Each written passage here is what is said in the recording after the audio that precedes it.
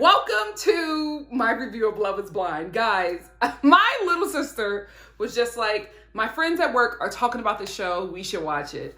It was a Saturday, I didn't have anything to do. I was like, okay. Next thing you know, we're 10 episodes deep, and I'm like, what in the hell am I watching? This is ridiculous. It makes no sense, but I'm totally invested. And I am definitely Team Lauren and Cameron. Let's get into it. I'm so happy for Nick Lachey, the Lacheys, but I am really happy for Nick Lachey because he, his wife took off, his ex-wife took off, and it just didn't seem like his career really was able to catch up to her superstar.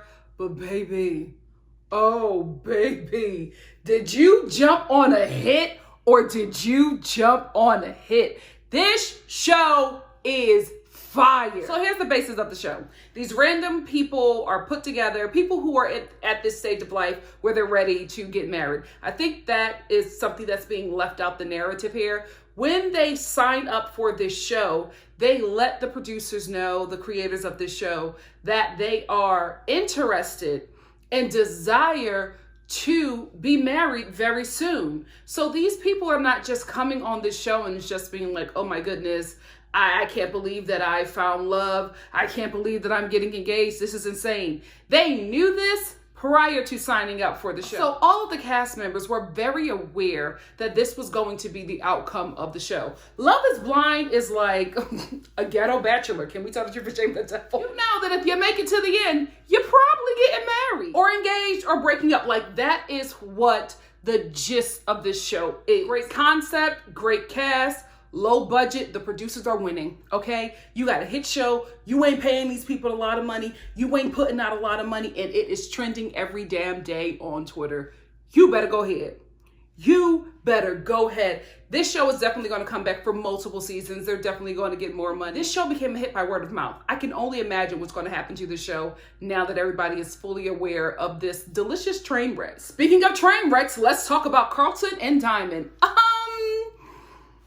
From the beginning, Carlton was giving me something. Like, before he even mentioned that he was hiding something, it was very obvious. Here is why. When you meet Carlton, he's just very extra. Like, he's putting on this facade. So there was already this disconnect with me and Carlton, just watching the show. I'm just like, there is something up with this dude. Who he is portraying on this show is not who he really is. When we started to learn more about him, I really thought that he was this church kid. And this is probably true as well. I thought that he was like this church kid, this PK who is trying to put on this street facade, which is what a lot of pastors' kids do. You know what I mean? So when he revealed that about himself, I was just like, okay, that's what it is. You're a PK doing the most, trying to let people know that although you were raised in church and you're a pastor's kid, you still not one to be tried. Fine. Then he said, well, I do have a secret. And I was like, well, what else is the secret? I didn't know that he was just describing himself when he was saying that he's the pastor's kid from Atlanta. I didn't know that there was more, right? My little sister knew. She called it. She called it right away. She was just like, he dates men and women. And I was like, really? That's Carlton. Annoying, doing the most, acting like he has everything together when he really doesn't. He makes a connection with Diamond. In the beginning, we see Carlton and he's going on different dates with people. And in my opinion, just from watching this, Carlton was the white Barnett for me. I just felt like these two guys were just awful. No shade. I'll get into my Barnett journey later on when I talk about him and Amber. But with Carlton and Barnett, just from what we saw in the beginning, I was just like, these guys are not good partners. They weren't giving anything. All of their comments were snide. They were making rude remarks when these women were really pouring out their heart. And they both were just so superficial. Like, there was nothing that they were giving out. So I was surprised when both of them made really strong connections with two women in the pod. So that brings me to Diamond. From the minute we met her, I just felt like Diamond was a little broken. You know what I mean? Not in a bad way. Like, we all are broken in some sort of way, but I felt like she was somebody who went through a lot, and specifically went through a lot with men. For me, it was magnified when she started to make a connection with Carlton, who was not giving her anything. Finally, he started to, open up a bit more to her. But guys, if you remember the first few episodes, Diamond had to go through a lot of him like cracking jokes about her at her expense. Like kind of like real, rough jokes that you don't think that you would make about somebody when you're trying to date them. During their pod dates, I was like, Diamond, you can walk out of this. You don't need to stay in here with this guy. But something started to happen with the both of them. And I think what happened was when Diamond started breaking down and telling him about her childhood, I think Carlton was able to relate to her because he had some, childhood issues as well. So I feel like they bonded there and formed a friendship. I think because of the structure of this show, they tried to turn it into something else. I think these two just really bonded. I think they had a really good connection concerning their childhood. And when they started opening up about those things, the both of them were able to start sharing. It was more therapeutic than it was an attraction. Because even when they met each other, I was, I'm going to be honest with you, I was shocked that Carlton didn't say anything about Diamond's wig, like right off the bat. You know what I mean? I was just like, you see this wig, you're not going to say nothing? That to me was encouraging and a bit shocking because I felt like Carlton just would be that guy to be like, nah, this ain't for me. But apparently for them, this experiment works because he was excited to see her. She was excited to see him. And they both moved on to the next phase, which was getting engaged and honeymooning in Mexico. During this time, we learned that Carlton is bisexual. Let's talk about that for a minute because, Black Twitter was divided. For me, when he revealed that, I felt like it was refreshing because as a Black person, specifically a Black person who grew up in the Black church, let's be clear, there is, I hate to say this, I gotta be honest, no space for any Black person of the LGBTQ community in the Black community. And I'm just speaking about the Black community. I know that LGBTQ people of different ethnicities go through the same thing in their communities. I'm not from y'all's. I'm from this one, so I'm gonna speak on it. I come from a community where your uncle is clearly gay, but we will call his partner his best friend and roommate to the both of them die. Like, you know what I mean? Like, that is just, we just don't talk about it. We don't discuss it. If you are somebody who is LGBTQ and Black and you're accepted in your family, your life is now called the lifestyle and you are just not, that part of you, who you are, is just not embraced. They will only take on the idea of you that makes them feel comfortable. So to hear Carlton talk about being bisexual, like talking about him having a beard, was refreshing because it came from a Black man. There was no shame in what he said about himself. There was no shame. There was no arrogance. There was no kind of pushback. He was just like, I'm bisexual. I got a beard. I'm Black. Like, it was just, I was like, oh, I'm here for it. You know what I mean? Because it could have went a different way. He could have spoke about it in shame. He could have spoke about it and, started, just breaking down and hating that part of himself. And really mess up this process for himself. But the fact that he was able to own who he is, not feel any way about it because of how other people feel about it, and pursue a relationship with a woman, knowing that he might experience some kind of bigotry because he explained that he experienced that on both sides, which happens with a lot of bisexuals. And it's just like, guys, come on, we all getting kicked out of community. There has to be some place that people can go, So for me, although I cannot stand Carlton, even that revelation of him, I was just like, I still can't stand you, dude, but I love what's happening right here. I love that we are seeing this. I love that it was just, this is who I am. You know what I mean? And it wasn't like a big thing. Good on the show. Good on the show. Yes, he did say that he had a secret that he was holding back, but I don't know. There was a different feel here. I didn't feel like it was exploited. I didn't feel shame. I don't know. Maybe it's because it's on Netflix. I'm not sure.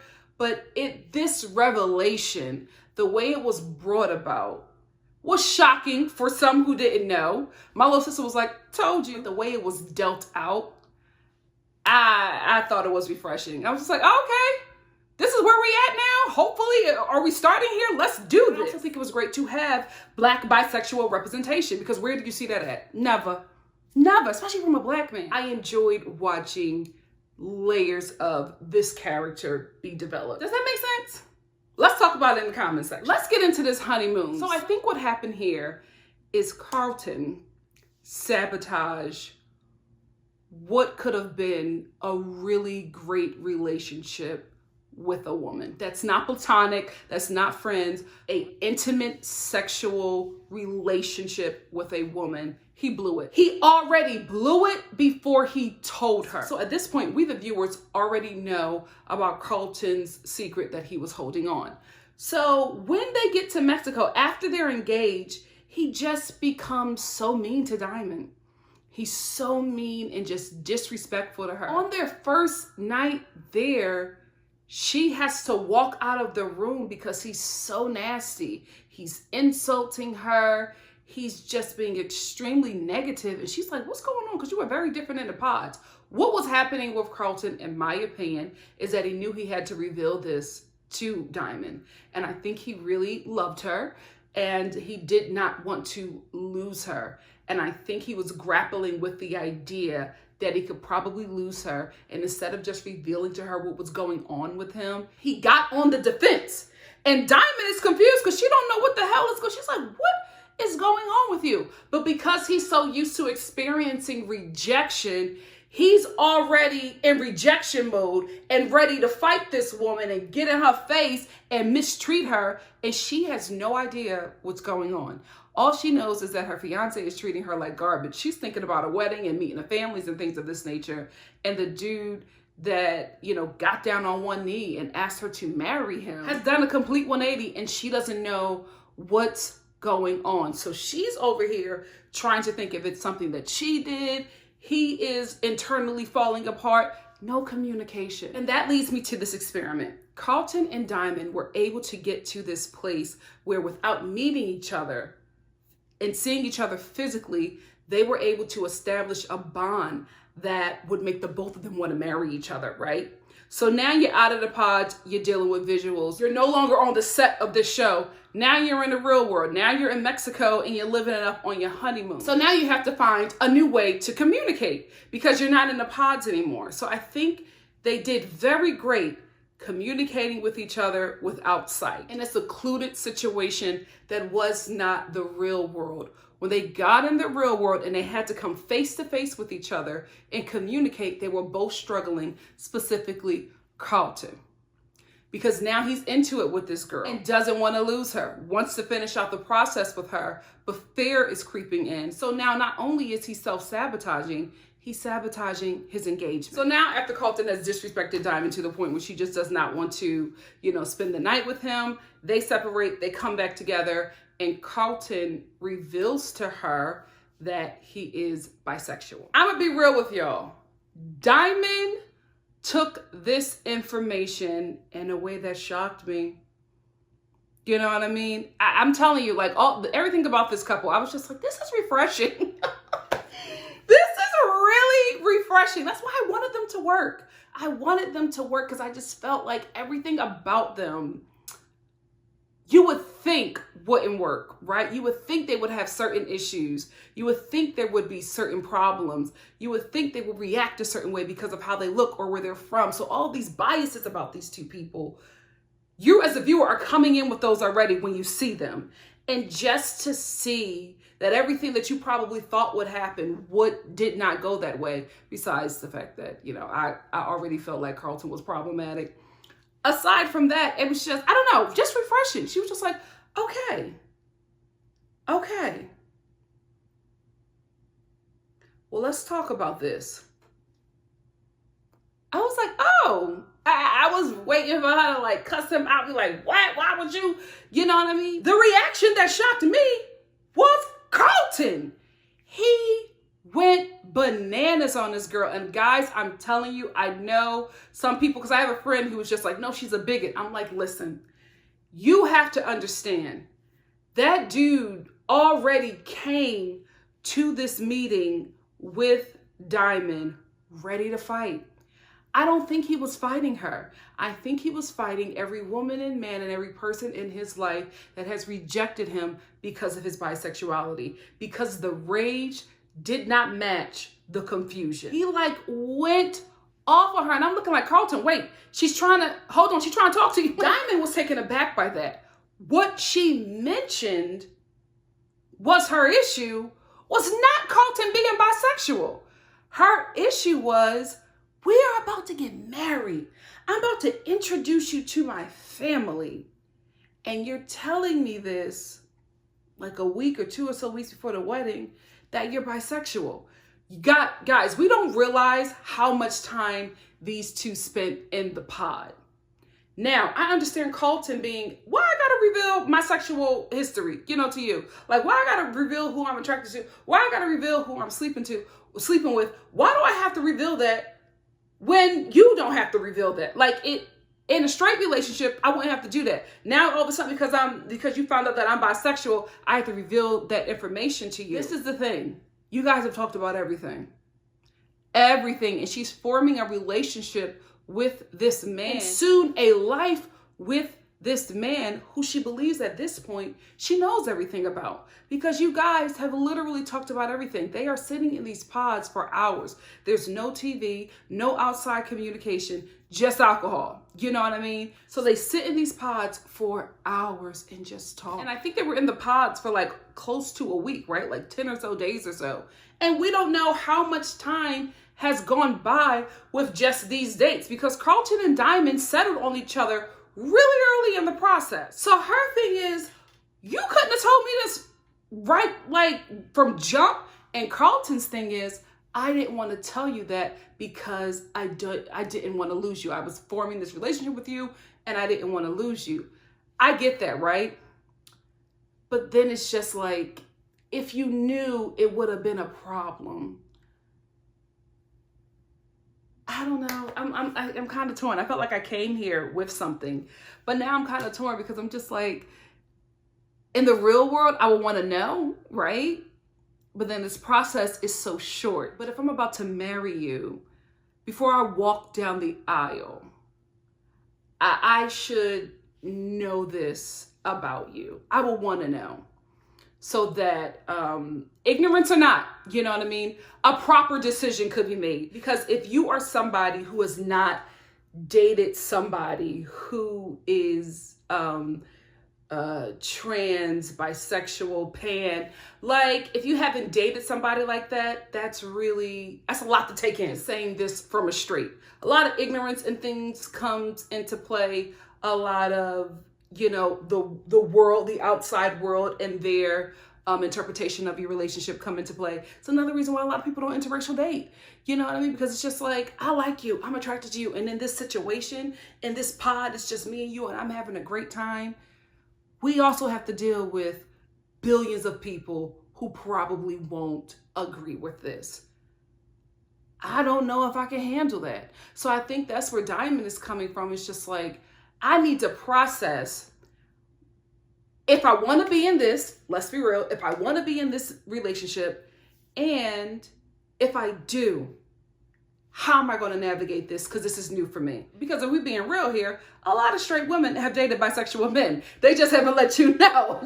That's truth there as well. But you're going into a relationship thinking that you two are both straight, and it's just, and I'm just taking it from Diamond's perspective, I just would have wanted to know that before I walk down the aisle with you. I can understand. I can also understand Carlton feeling like it shouldn't be an issue, because it shouldn't. But the reality is, in this world, in today's age, in this day and age, it is.